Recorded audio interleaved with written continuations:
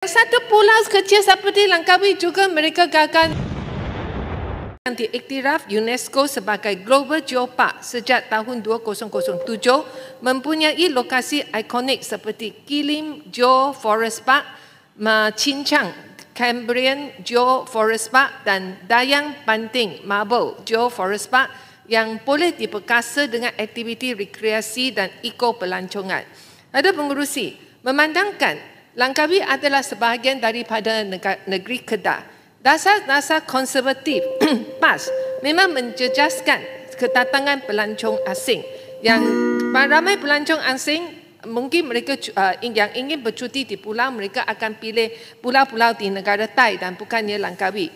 Jadi saya rasa mungkin tibalah masanya bagi kerajaan persekutuan untuk ambil alih Pulau Langkawi dijadikan sebagai wilayah persekutuan ataupun federal territory dan zon antarabangsa di bawah bidang kuasa kerajaan persekutuan supaya kerajaan persekutuan boleh membangunkan pelancongan Pulau Langkawi dengan seriusnya. Saya memang rasa aneh.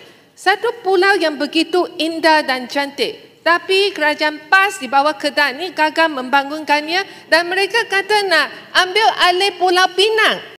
Yang satu pulau kecil seperti Langkawi juga mereka gagal nak bangunkan. Macam manakah mereka berani berkata nak ambil alih Pulau Pinang? Saya berharap kerajaan pusat akan mengambil cadangan ini dan mengaturkan strategi untuk ambil alih Pulau Langkawi dan membangunnya sebagai salah satu destinasi pelancongan untuk menarik lebih pelancong asing dan membangunkan Langkawi lagi.